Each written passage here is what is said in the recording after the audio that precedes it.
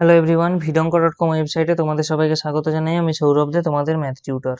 এখানে আমাদেরকে ইন্টিগ্রেশনের একটি প্রশ্ন দেওয়া হয়েছে, integration cos 2x sin cube x dx। তো এটাকে ইন্টিগ্রেশন করার জন্য আমাদের প্রথম কাজ হবে এই cos 2x কে ফর্মুলায় ভেঙে নেওয়া। আমরা জানি cos 2x সমান হয় cos square x minus sine square x, এবং আমাদের এখানে এর সাথে সাইন কিউব x dx গুণ রয়েছে। তো আমাদের পরের স্টেপে কাজ হবে এই সাইন কিউব এক্স দিয়ে প্রত্যেকটা এলিমেন্টকে গুণ করা, অর্থাৎ এই কস স্কোয়ার এক্সকে একবার গুণ করা, একবার সাইন স্কোয়ার এক্সকে গুণ করা।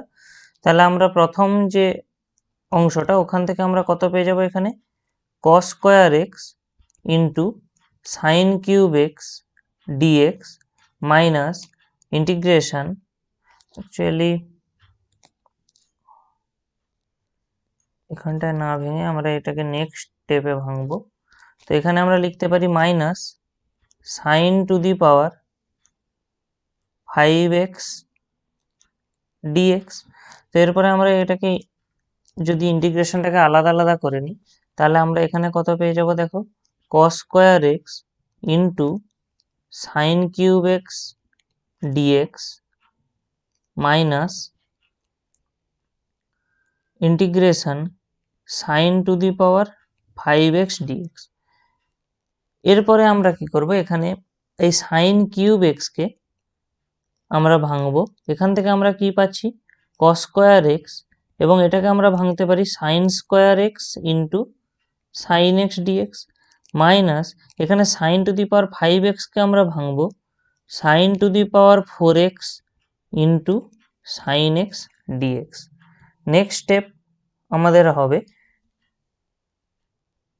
cos স্কোয়ার এক্সটা যেমন আছে থাকবে, আমরা এই সাইন স্কোয়ার এক্সকে লিখতে পারি 1 মাইনাস cos স্কোয়ার এক্স, এবং এখানে যেমনভাবে সাইন এক্স ডিএক্স রয়েছে থাকলো মাইনাস ইন্টিগ্রেশন। দেখো এই যে sign to the power 4x, আমরা একে লিখতে পারি এভাবে সাইন স্কোয়ার এক্স এর whole square into sine x dx. তাহলে আমরা এখান থেকে কত পাবো, integration cos square x into 1 minus cos square x into sine x dx minus integration, এখানে যে সাইন স্কোয়ার এক্স রয়েছে আমরা ওটাকে ভেঙে নিচ্ছি 1 মাইনাস cos স্কোয়ার এক্স। তাহলে আমাদের এখানে হয়ে যাবে 1 মাইনাস cos স্কোয়ার এক্স এর whole square into sine x dx.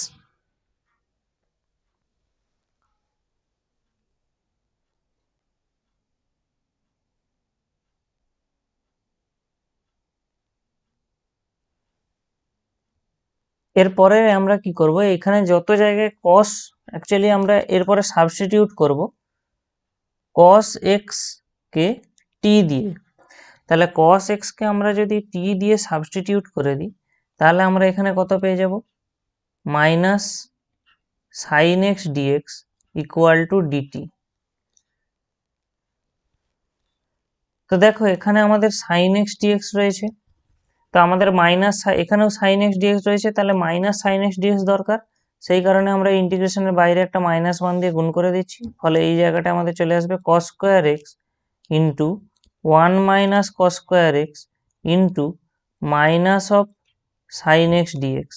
আর এখানে আমরা মাইনাস ওয়ান দিয়ে যদি গুণ করে দিই, এটা মাইনাসের জন্য প্লাস ওয়ান হয়ে যাবে, এবং আমাদের এখানে থেকে যাবে 1 মাইনাস cos স্কোয়ার এক্স এর whole square minus of sine x dx. তো দেখো এই অংশটাতে মাইনাস সাইন এক্স ডিএক্স রয়ে গেছে, যেটার ভ্যালু আমরা জানি ডিটি, এবং যত জায়গায় cos রয়েছে তার ভ্যালুটি cos এক্স এর মান। তাহলে আমরা এখান থেকে কত পেয়ে যাবো, t square into 1 minus t square dt plus integration 1 minus t স্কোয়ারের হোল স্কোয়ার ডিটি।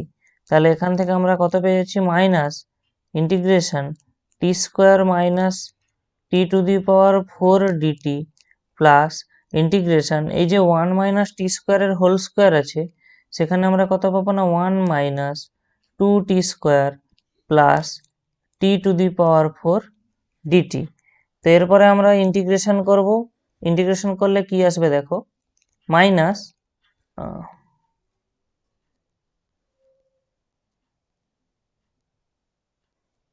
এখানে আমরা ইন্টিগ্রেশন করলে টি স্কোয়ার ইন্টিগ্রেশন আমরা জানি হবে কত, t cube by 3 minus T to the power 4 এর ইন্টিগ্রেশন হবে টি টু দি পাওয়ার 5/5